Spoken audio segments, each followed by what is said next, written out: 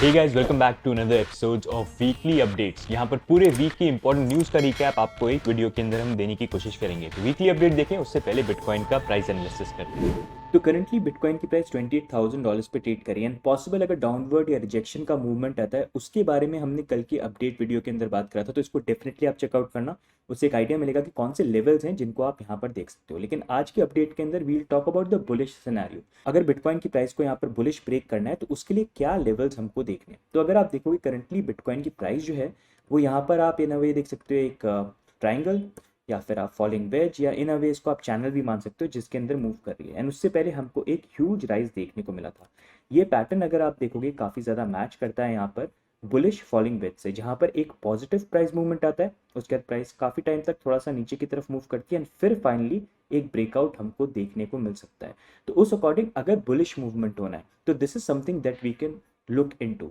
कि यहाँ पर प्राइस जो है अगर ओवरऑल ये मूव भी कर रही है, करेक्शन आता भी है, important is we stay above this zone and फिर फाइनली एक वॉल्यूम के साथ हमको यहाँ पर ब्रेकआउट देखने को मिले। ओवरऑल अगर चार्ट पैटर्न्स के अकॉर्डिंग देखते हैं कि अगर ये ब्रेकआउट होता है तो कितना बड़ा ये ब्रेकआउट हो सकता है, तो यूजुअली जो यहाँ पर पोल है उसकी आप लेंथ यहाँ पर आप ले लेंगे एंड इसको लेके इफ़ वी ऐड हेयर कि पॉसिबली यहाँ तक कोई मूवमेंट आएगा तो इसका टारगेट जो है वैसे यहाँ पर 39 का बन जाता है। लेकिन that's just to give you an approx idea, ज़रूरी नहीं है कि इसी तरह का मूवमेंट यहाँ पर हो। बट अगर ये चीज़ होनी भी है तो क्रूशल चीज़ ये है कि यहाँ पर बिटकॉइन के लिए $30,000 का जो पूरा जोन है ये काफ़ी क्रूशल एक हमारा रेजिस्टेंस पॉइंट है, जहाँ पर पहले हमने काफ़ी टाइम तक सपोर्ट की तरह यहाँ पर टाइम स्पेंड किया था। तो अब यही जोन जो है काफ़ी क्रूशल एक रेजिस्टेंस पॉइंट जो है यहाँ पर बन गया है। तो अगर ऐसा कोई ब्रेकआउट आ जाता है तो in a way it will be very good, नहीं तो उसकी थोड़े चांसेस कम यहाँ पर हो सकते हैं। But anyways you never know, इस अकॉर्डिंग आप भी यहाँ पर मॉनिटर कर सकते हैं। And what do you think, क्या आपको लगता है कि बिटकॉइन का जो पॉसिबल मूवमेंट है ऊपर की तरफ ब्रेक होगा, या आपको लगता है कि नहीं अब ये रिजेक्शन के चांसेस ज़्यादा यहाँ पर हो सकते हैं। Possibly the movement that I see is कि थोड़ा सा यहाँ पर प्राइस इस तरह से है एंड फिर अगर यहाँ पर ये ब्रेकआउट नहीं होता है ऊपर की तरफ तो पॉसिबल फिर हो सकता है हम फिर से नीचे की तरफ एक बार टेस्ट करने हैं। फिर वहाँ पर इंपॉर्टेंट ये रहेगा कि वो हम यहाँ पर होल्ड करते हैं कि नहीं करते हैं। As long as we are able to hold above this it is good. इसके इस जोन के नीचे जाना that will create a problem. बाकी फंडिंग रेट को अगर हम देखते हैं तो funding rate is overall okay, positive ही चल रही है, इतना कुछ चेंज यहाँ पर नहीं है। नेगेटिव रहे तो ज़्यादा बेटर है, लेकिन अभी इतना नेगेटिव यहाँ पर है नहीं। अब नेक्स्ट मूविंग ऑन, इस वीक की इंपॉर्टेंट न्यूज़ और इवेंट्स को हम देखते हैं। सबसे पहले अपडेट के अंदर हम बात करते हैं चाइना की, जो क्रिप्टो को बैन अनबैन रेगुलरली करते रहते हैं। उन्होंने सरप्राइजिंगली लास्ट वीक यहाँ पर वेब 3.0 के ऊपर एक व्हाइट पेपर को रिलीज किया और ये व्हाइट पेपर प्रमोट करता है development of web 3 industry in China, जिसको लेके आगे जाके काफी सारे टेक्नोलॉजी इनोवेशन जो है वो यहाँ पर देखते हैं कि वेब 3.0 के अंदर आ सकते हैं। तो उसी को लेके इस व्हाइट पेपर को यहाँ पर रिलीज किया गया। बट यहाँ पर एक इंटरेस्टिंग चीज देखने की है कि चाइना का ये व्हाइट पेपर रिलीज करना कोइंसाइड करता है यहाँ पर हांगकांग के जो क्रिप्टो रूल्स यहाँ पर लागू होने वाले हैं 1 जून से, जहाँ पर क्रिप्टो को लेके फेवरेबल लॉज वो यहाँ पर लेके आ रहे हैं, जिसको लेके काफी लोगों का मानना यह है कि हांगकांग में जब से ये रूल्स आ जाएंगे उसके बाद चाइना के अंदर लोगों के लिए फेवरेबल यहाँ पर हो सकता है क्रिप्टो के अंदर ट्रांजेक्शन करना। इनफैक्ट चाइना के अंदर स्टेट ब्रॉडकास्टर CCTV ने भी एयर किया था जहां पर बिटकॉइन और NFTs के बारे में बात करी थी, लेकिन अब वो जो टेलीकास्ट है उसको रिमूव यहाँ पर कर दिया गया। बट एनीवेज इस पेपर की रिलीज होने के बाद बड़ा क्वेश्चन ये बनता है कि क्या यहाँ पर आने वाले टाइम के अंदर चाइना ओपन अप कर सकता है क्रिप्टो के लिए या फिर नहीं कर सकता है। What do you think? Do let us know in the comments. बाकी नेक्स्ट मूविंग ऑन US, जहां पर अभी डेट सीलिंग को लेके काफी कंट्रोवर्सी यहाँ पर चल रही है। वहां पर प्रेसिडेंट बाइडेन ने डेट सीलिंग को लेके यहाँ पर क्रिप्टो इन्वेस्टर्स के बारे में बात करी, जहां पर उन्होंने ये बोला कि ऑपोजिशन पार्टी जो है यहाँ पर कुछ रूल्स जो हैं बिल के अंदर उसको चेंज करना चाहते हैं एंड उसको लेके वो यहाँ पर अग्री नहीं करेंगे, क्योंकि वो यहाँ पर वेल्दी टैक्स इवेडर्स या फिर क्रिप्टो ट्रेडर्स को यहाँ पर सपोर्ट नहीं करना चाहते हैं। प्रेसिडेंट बाइडेन ने यहाँ पर क्रिप्टो इन्वेस्टर्स को लेके भी कंसर्न्स अपने रेज करे और डिजिटल एसेट्स को लेके भी टैक्स चेंज को यहाँ पर प्रपोज किया गया। जहाँ पर एक रीसेंट टैक्स जो इंट्रोड्यूस किया गया है वो ये है कि बिटकॉइन माइनिंग के लिए जो भी एनर्जी कंजम्पशन यहाँ पर होता है उसके ऊपर भी 30% टैक्स यहाँ पर लगा जाए। साथ में यहाँ पर डेट सीलिंग को लेकर जो क्राइसिस चल रहा है वहाँ पर US government can run out of cash by 1 जून। लेकिन जैसे हमारे डेट सीलिंग की वीडियो के अंदर हमने बता रखा है कि डेट सीलिंग बस एक ड्रामा है, इन दी एंड उसको हमेशा वो राइज करते हैं और वही चीज जो है फाइनली यहाँ पर हुई, जहाँ पर अब finally they have come into agreement and finally वो अग्रीमेंट यहाँ पर इस वीक के अंदर हो जाना चाहिए। बट एनीवेज अगर आप डेट सीलिंग के बारे में और डिटेल में जाना चाहते हैं हमारे वीडियो जरूर चेकआउट करना, आपको बहुत सारी चीजें सीखने को मिलेंगी। बाकी अगर हम US की बात करें तो US की भी नेक्स्ट इलेक्शन बहुत जल्दी यहाँ पर आने वाले हैं, जहां पर अभी ट्विटर के ऊपर एलॉन मस्क ने ये अनाउंस किया है कि वो यहाँ पर जितने भी प्रेसिडेंशियल कैंडिडेट्स हैं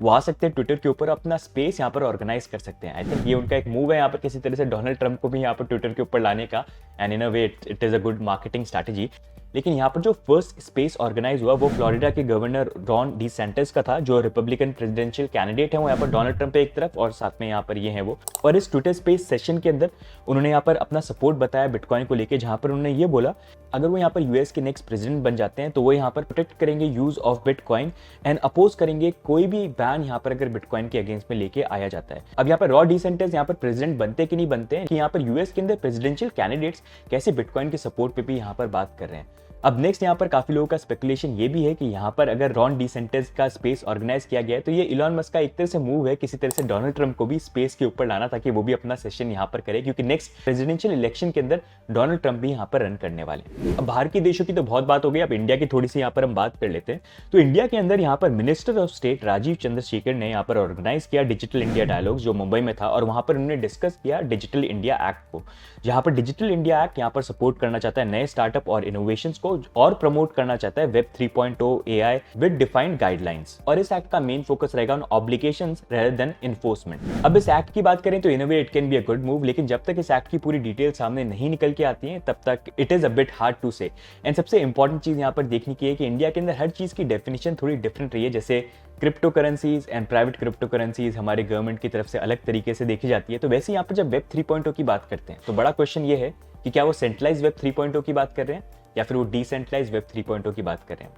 व्हाटएवर इट इज, आने वाले दिनों में जरूर हमको पता चल जाएगा। बाकी next moving on, last week हमने बात करी थी कैसे यूके का इन्फ्लेशन नंबर जो है डबल डिजिट पे चल रहा है, विच इज अराउंड 10, और बोला जा रहा है कि यूके यहाँ पर काफी ज्यादा रिसेशन के कगार पे है। अब अगर आप देखेंगे यूके के यहाँ पर नए इन्फ्लेशन नंबर आए जहां पर थोड़ा अच्छा ड्रॉप हमको देखने को मिला, जहां पर अब inflation number came out at 8.7% for the month of April. अगर आप देखेंगे पिछले एक साल में ये फर्स्ट टाइम हुआ है कि इतने लोएस्ट नंबर पे यूके के इन्फ्लेशन नंबर्स आए। बाकी यहाँ पर अगर रिसेशन मेंशन ही कर दिया तो हम जर्मनी की बात करते हैं, जो ऑफिशियली यहाँ पर रिसेशन के अंदर एंटर कर चुके हैं। अभी करंटली जर्मन इकोनॉमी जो है वो टेक्निकल रिसेशन यहाँ पर फेस कर रही है इन द फर्स्ट क्वार्टर, जिसका मेन कारण ये है कि अभी हाउस होल्ड स्पेंडिंग जो है वो काफी कम हो गई है, मतलब लोग जाके इतना मनी जो है वो बाहर स्पेंड नहीं कर रहे हैं। अगर जीडीपी देखेंगे तो उसको भी यहाँ पर रिवाइज कर दिया, पहले 0% था, अब उसको यहाँ पर नेगेटिव 0.3% कर दिया है, और हो सकता है कि फर्दर वीकनिंग ऑफ इकोनॉमी उनको और यहाँ पर जर्मनी के अंदर देखने को मिले। बाकी नेक्स्ट मूविंग ऑन, इस वीक वॉलेट्स को लेकर काफी कॉन्ट्रोवर्सीज हमको देखने को मिली, जहां पर सबसे पहले मेटामास्क के ड्रामा की अगर हम बात करें तो मेटामास्क का यहाँ पर एक स्क्रीनशॉट जो था वो यहाँ पर काफी वायरल हुआ था, जहां पर ये बोला जा रहा था, मतलब टर्म्स एंड कंडीशंस में लिखा हुआ था कि वो यहाँ पर टैक्सेस के लिए यूजर के फंड जो है यहाँ पर होल्ड कर सकते हैं और डिडक्ट यहाँ पर कर सकते हैं। मेटामास्क ने यहाँ पर क्लैरिफिकेशन दिया कि उनके टर्म्स एंड कंडीशंस यहाँ पर बोलते ही हैं कि अगर आप यहाँ पर कोई पेड प्लान लेते हैं या फिर कोई सब्सक्रिप्शन आप लेते हैं जो नॉन क्रिप्टो ट्रांजैक्शन रिलेटेड है, तो उसके ऊपर टैक्सेस जो है हम यहाँ पर कट करेंगे। This has nothing to do with crypto transaction. साथ में उन्होंने यहाँ पर ये भी बोला कि मेटामास्क यहाँ पर जो है वो किसी भी क्रिप्टो ट्रांजैक्शन पे टैक्स यहाँ पर कलेक्ट करता नहीं है और ऐसे कोई चेंजेस भी वो लेके नहीं आए रिगार्डिंग टैक्स। अब ये तो बात हो गई मेटामास्क की। अब नेक्स्ट हम यहाँ पर बात करते हैं लेजर हार्डवेयर वॉलेट को, जिसको लेके काफी कंट्रोवर्सी हुई जब यहाँ पर उन्होंने लॉन्च अनाउंस किया लेजर रिकवर का, जहाँ पर बेसिकली अगर आप उनका सब्सक्रिप्शन लेते हैं $10 पे करते हैं तो अगर आप अपनी जो सीड की है उसको अलग अलग जगह पे स्टोर कर सकते हैं, कहीं से भी आप रिकवर कर सकते हैं। उससे ये हो जाता है कि लोगों की जो की है वो कहीं ना कहीं लेजर यहाँ पर रिकवर कर सकती है, तो उससे काफी लोगों के डाउट्स आ गए कि क्या हमारी नॉट योर क्रिप्टो वाली चीज यहाँ पर ऐसा है कि भाई हमारी की सबकी की वो वाली चीज तो यहाँ पर नहीं है। तो उसको लेके अब फर्दर यहाँ पर उन्होंने क्लैरिफिकेशन दिया है कि उन्होंने यहाँ पर ये बोला है कि ये जो हमारा फीचर है इसको हम यहाँ पर आगे नहीं लॉन्च करने वाले हैं जब तक पूरा जो सोर्स कोड है वो यहाँ पर ओपन नहीं हो जाता है और हर कोई जो है यहाँ पर उस कोड को नहीं पढ़ते हैं और वेरीफाई नहीं करते हैं, क्योंकि अभी अगर आप देखेंगे लेजर का यहाँ पर जो सोर्स कोड है वो क्लोज्ड है, तो लोग पढ़ नहीं सकते कि एक्चुअल कोड में लिखा क्या है। तो अगर वो ओपन सोर्स करेंगे it will be a good move, क्योंकि देन एवरीवन कैन सी कि एक्चुअल यहाँ पर डिवाइस के अंदर जो सॉफ्टवेयर इंस्टॉल हो रहा है वो क्या क्या फंक्शन कर सकता है एंड क्या यहाँ पर यूजर के फंड्स को कंट्रोल किया जा सकता है अगर उस सॉफ्टवेयर को इंस्टॉल किया, तो उससे काफी ज्यादा क्लैरिटी यहाँ पर मिलेगी। एंड आई थिंक लेजर की तरफ से ये अच्छा मूव है, स्पेशली आफ्टर डिजास्टर अपडेट जो इन्होंने लास्ट यहाँ पर पुश करने की कोशिश करी थी। बाकी अब लेजर से मूव ऑन करें तो ट्रेजर भी यहाँ पर है जो एक हार्डवेयर वॉलेट है और उसके ऊपर भी एक नई वर्नेबिलिटी जो है वो यहाँ पर डिटेक्ट हुई, जहां पर साइबर सिक्योरिटी स्टार्टअप अनसाइफर्ड ने क्लेम किया है treasure T model hardware crypto wallet जो है उसको यहाँ पर वो हैक कर सकते हैं, उसको हैक करके उसकी जो सीड की है उसको वो यहाँ पर निकाल सकते हैं। तो बेसिकली ये जो वर्नेबिलिटी है ये कि इसके लिए ये मतलब डेफिनेटली लोग कर सकते हैं, लेकिन उसके लिए जो हार्डवेयर वॉलेट है वो इन पोसेशन होना चाहिए। मतलब अगर आपका हार्डवेयर किसी ने चोरी कर लिया और फिर उससे वो निकालना चाहता है तो वो पॉसिबिलिटी यहाँ पर बन जाती है कि अगर आपका हार्डवेयर वॉलेट हो जाता है वो चोरी होता है फिर उसमें से कोई सीड की निकालने की कोशिश करे तो वो पॉसिबल है। ऑनलाइन ऐसा कोई वर्नेबिलिटी जो है वो यहाँ पर नहीं है, तो वो वहाँ पर सेफ है, लेकिन स्टिल ये यहाँ पर चोरियों को भी अगर एक्सट्रैक्ट हो सकता है, वर्नेबिलिटी है तो इसको भी फिक्स करने के लिए फ्यूचर अपडेट में ये कुछ ना कुछ फिक्स यहाँ पर लेके आए। बाकी अब नेक्स्ट मूव ऑन बात करेंगे तो एक एक और एक्सचेंज जो है it is shutting down and this time it is Hotbit, जहां पर उन्होंने ये बोला कि हमारी जो ऑपरेशन कंडीशंस है वो काफ़ी ख़राब हो गई थी और उनका एक फॉर्मर टीम मेंबर था वो यहाँ पर FTX एक्सचेंज के कोलैप्स के इन्वेस्टिगेशन के अंदर भी इन्वॉल्व यहाँ पर है और बैंकिंग क्राइसिस भी चल रहा है, साइबर अटैक्स भी हो गए, प्रोजेक्ट भी बेकार यहाँ पर निकले, फंड आउटफ्लो भी खूब हो गया सेंट्रलाइज एक्सचेंज से। तो इस कारण अब हमको यहाँ पर हमारा जो एक्सचेंज है उसको बंद करना पड़ेगा। यूजर्स जो है उनको यहाँ पर उन्होंने अर्ज किया है कि 21 जून से पहले आप अपने फंड जो है वो सारे के सारे यहाँ पर विड्रॉ कर ले। तो अगर आपके भी फंड यहाँ पर हॉटबिट पे हैं तो डेफिनेटली आप 21 जून से पहले यहाँ पर विड्रॉ कर लीजिएगा। ऑल्दो ये अनाउंसमेंट आने के बाद कम्युनिटी के अंदर काफी सारे लोग ये कंप्लेन कर रहे थे कि उनके फंड जो है वो यहाँ पर विड्रॉ नहीं कर पाए हैं। तो आप भी बताना, अगर आपका हॉटबिट पे अकाउंट है, आपने विड्रॉ करने का कोशिश किया तो क्या आप विड्रॉ कर पाए या नहीं कर पाए। अगर आप में से ज्यादा लोगों को प्रॉब्लम आ रही है तो definitely do let us know, we'll make a tweet and we'll ask them कि भाई इस चीज को आप फिक्स करो और सॉल्व करो। अब एक तरफ तो यहाँ पर हॉटबिट एक्सचेंज क्लोज हो रहा है, वहीं पर दूसरी तरफ FTX जो है उसको रीओपन करने की यहाँ पर प्लानिंग हो रही है, जहां पर FTX के करंट CEO जॉन रे वो एक यहाँ पर रीबूट प्लान के ऊपर वर्क कर रहे हैं, जिसको वो यहाँ पर मेंशन कर रहे हैं एज FTX 2.0, जहां पर कोर्ट फाइलिंग में रिवील हुआ कि उसको लेके आने वाले टाइम पे क्या रोड मैप हो सकता है।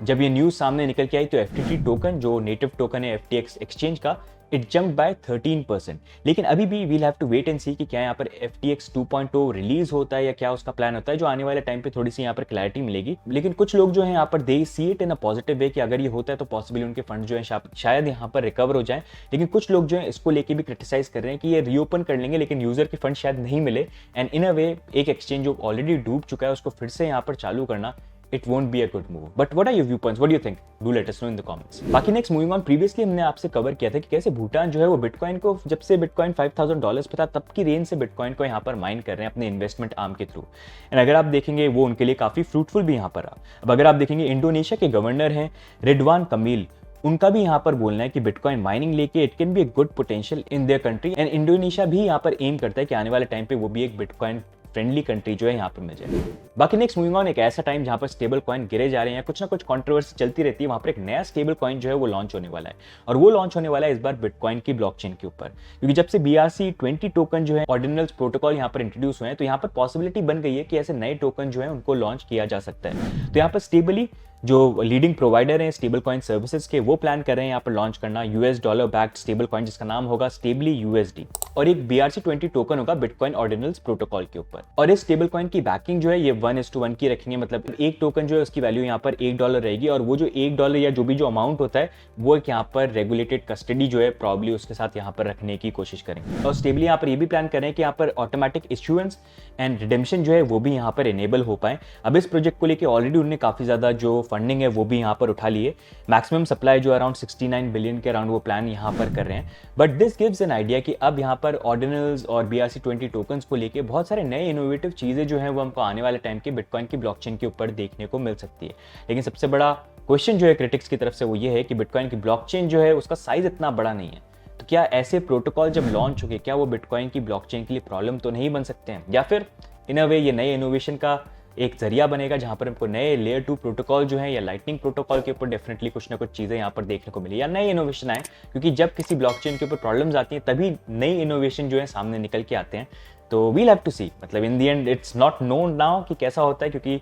कुछ लोग पॉजिटिव तरीके से भी देख रहे हैं, कुछ लोग नेगेटिव तरीके से एज एन अटैक बेस को देख रहे हैं। बट वील हैव टू सी कि पूरी जो सिचुएशन है आगे किस तरह से डेवलप होती है और ये स्टेबल कॉइन लॉन्च भी होता है तो क्या सक्सेसफुल होता है कि नहीं होता है।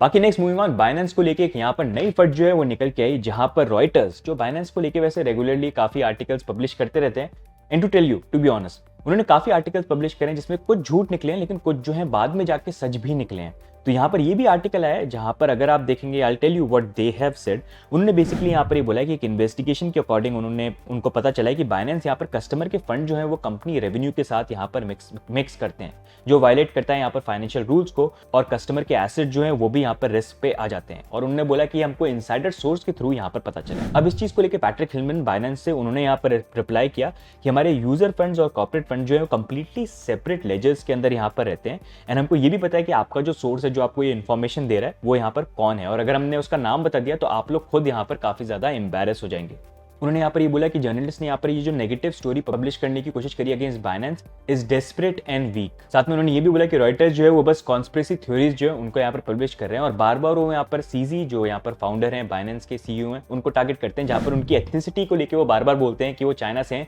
जबकि सीजी का बर्थ जो है कनाडा में यहाँ पर हुआ था। बट एनीवेज ये न्यूज़ सच है या नहीं ये तो पता नहीं, वो आने वाले टाइम पे पता चलेगा। बट ऑलवेज रिमेंबर, कोई भी एक्सचेंज हो, कैसा भी एक्सचेंज हो, never trust anyone. If you want to trust someone, trust yourself, because not your keys, not your crypto. अब नेक्स्ट मूविंग ऑन, इस वीक के टॉप गेनर्स और टॉप लूजर्स जो हैं उनको हम यहाँ पर देखते हैं।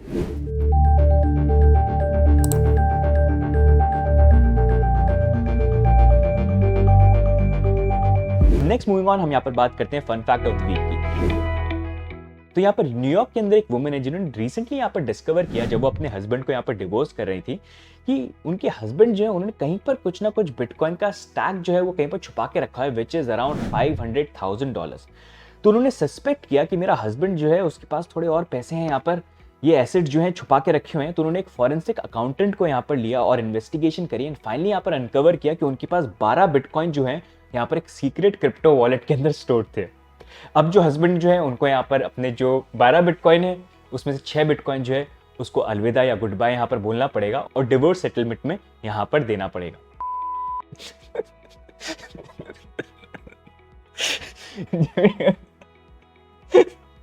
बताओ,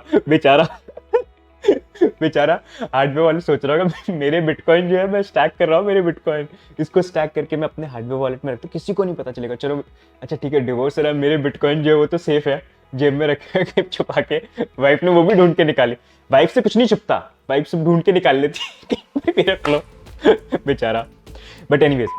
तो गाइस ये हो गया इस बार की weekly updates. If you like these weekly updates, do like, do subscribe. बाकी आपके क्या व्यू पॉइंट्स है बिटकॉइन के लेके and for the entire crypto market, do let us know in the comments. बाकी मिलेंगे हम नेक्स्ट अपडेट के अंदर, bye and take care, bye bye.